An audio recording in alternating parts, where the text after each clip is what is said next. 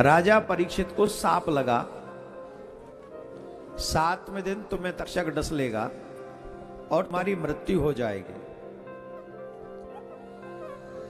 राजा ने एक क्षण का भी विलंब नहीं किया, तत्क्षण उसी समय अपने राज्य का त्याग कर दिया, महलों का त्याग कर दिया, सुख सुविधाओं का त्याग कर दिया। शास्त्रों में ब्रह्मचर्य, गृहस्थ, वानप्रस्थ और सन्यास, इन 4 धर्मों का वर्णन किया गया है। इसका मतलब अभिप्राय क्या है? जब हमारे बच्चों का विवाह हो जाए और हम अपने बच्चों के विवाह बंधन से मुक्त हो जाएं, जिम्मेदारियां निभा दें, उसके बाद प्रत्येक गृहस्थी को अपने कल्याण के बारे में सोचना चाहिए। ये संसार हमारे साथ नहीं जाएगा और इस संसार को अगर आप अपने मन में बसा के रखेंगे तो ये हमारे बार बार जन्म और मृत्यु का कारण बन जाएगा। हम बंधन मुक्त नहीं हो सकेंगे। इसीलिए कहा गया है कि जब हमारे बच्चों का विवाह हो जाए, जिम्मेदारियों से निवृत्त हो जाएं, तो संसार को छोड़ने का निश्चय कर लेना चाहिए। हमारा कोई नहीं है, हम किसी के नहीं हैं, ऐसा निश्चय करके भगवान में अपना चित्त लगाना चाहिए, मन लगाना चाहिए। और जब भगवान में मन लग जाता है मनुष्य का, उसी को मुक्ति कहा गया है। किसको कहा गया मुक्ति? मुक्ति क्या है? बोले जब भगवान में मन लग जाए और संसार में मन न लगे, यही मुक्ति है। भगवान में मन न लगे, संसार में मन लगा रहे, यही बंधन है। हम लोग मुक्ति के अधिकारी हैं कि नहीं, इस बात का पता अकेले में बैठ के आप चिंतन करके लगा सकते हैं। जब हमारा मन संसार में लगे, भगवान के कार्य छोड़ दे, भगवान में कोई श्रद्धा न हो, तो समझना हम मुक्ति के अधिकारी नहीं हैं। और जब हमारा मन संसार को छोड़कर भगवान के कार्यों में लगने लगे, तब समझ लेना चाहिए कि अब हमारा मन तैयार है मुक्ति पाने के लिए, भगवत प्राप्ति पाने के लिए। बोलो राधे राधे। ऐसे नहीं, जोर से बोलो।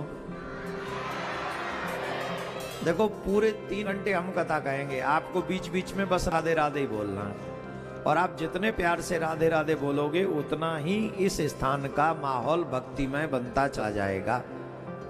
और आप अगर धीरे धीरे बोलोगे तो माहौल जो है वैसा ही रहेगा जैसा आपने बना रखा है।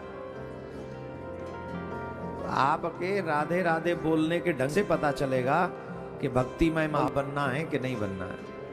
और पूरा बोलना हम ही को, आपको तो सिर्फ कथा सुनी है, आपको तो बस बीच में राधे राधे बोलना है। बोलो राधे राधे।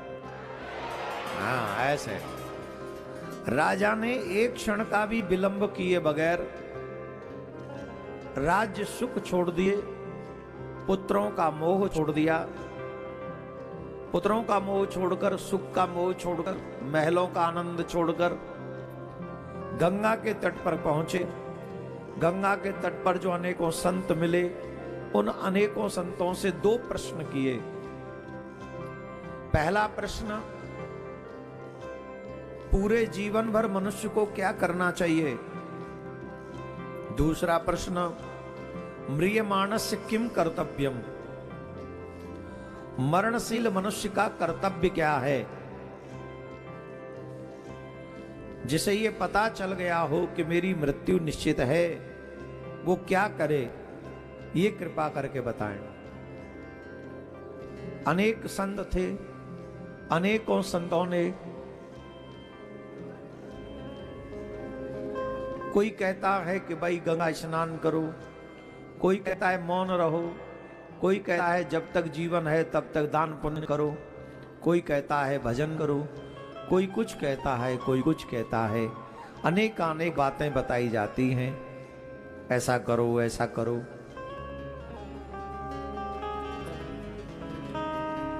राजा संतुष्ट नहीं थे। मुक्ति के नाम पे सब मौन हो जाते थे कि मुक्ति निश्चित कैसे होगी, मुक्ति कैसे मिलेगी। तो मौन हो जाते थे अधिकांश लोग कि मुक्ति का कंफर्मेशन क्या है, कि ये कार्य करने से निश्चित मुक्ति हो जाएगी, ये बता दीजिए। परम श्रद्धेय श्री सुखदेव जी महाराज उसी समय पर वहां पर पहुंचे। राजा परीक्षित ने साष्टांग दंडवत किया। देखो ये हमारे भारत की संस्कृति है। कहां भारत का सम्राट और कहां जिसके अंग पे एक भी वस्त्र नहीं, लंगोटी तक नहीं है। जिसके अंग पे लंगोटी भी नहीं है, ऐसे वैरागी संत के चरणों में भारत का सम्राट साष्टांग दंडवत कर रहा है। दिस इज द भारतीय कल्चर। अपने बड़ों का आदर करने से, आदरणीय लोगों के आदर करने से किसी का मान घटता नहीं है, बल्कि और मान बढ़ जाता है।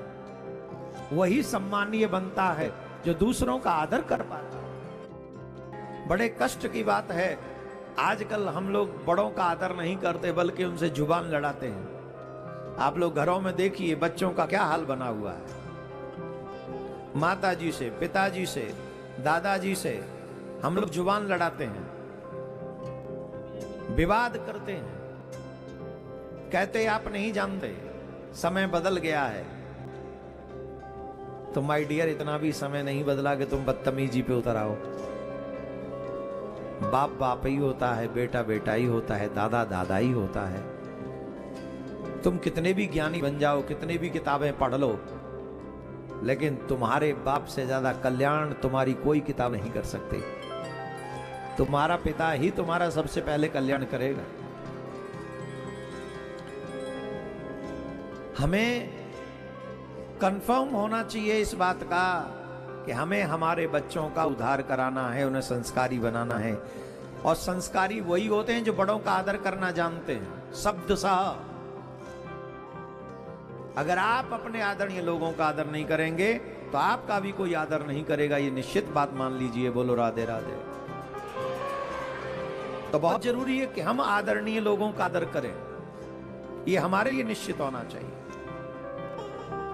ये हमें पता होना चाहिए। जब हम आदरणीय लोगों का आदर करेंगे तो बाकी के लोग हमारा आदर करेंगे। संस्कार कहते हैं, क्या जरूरत थी, क्या आवश्यकता है राजा परीक्षित को एक बैरागी के चरणों में साष्टांग लेट के प्रणाम करने के। आजकल तो बच्चे भी प्रणाम नहीं करते माँ बाप को, करते हैं? जवाब दीजिए, करते हैं? दूर से ही नमस्ते पापा जी, नमस्ते मम्मी, सर भी नहीं झुकता। सर झुकेगा कैसे, अकड़ा हुआ है।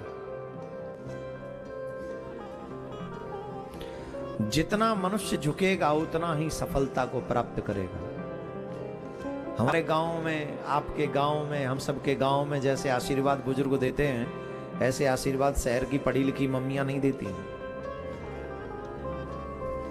बहुत ज्यादा अगर वरदान देने पे उतर आई मम्मी शहर की तो ये कही गॉड ब्लेस यू, इससे ज्यादा नहीं आता आशीर्वाद। गांव की अम्मा को प्रणाम करके देखो और फिर आशीर्वाद किसको कहते हैं उनसे सीखो। दूधो नहाओ पूतो पलो, गंगा जमुना तक तुम्हारी बारी फुरवारी बढ़े, मेरी उम्र तो लग जाए, और न जाने क्या क्या आशीर्वाद देती हैं।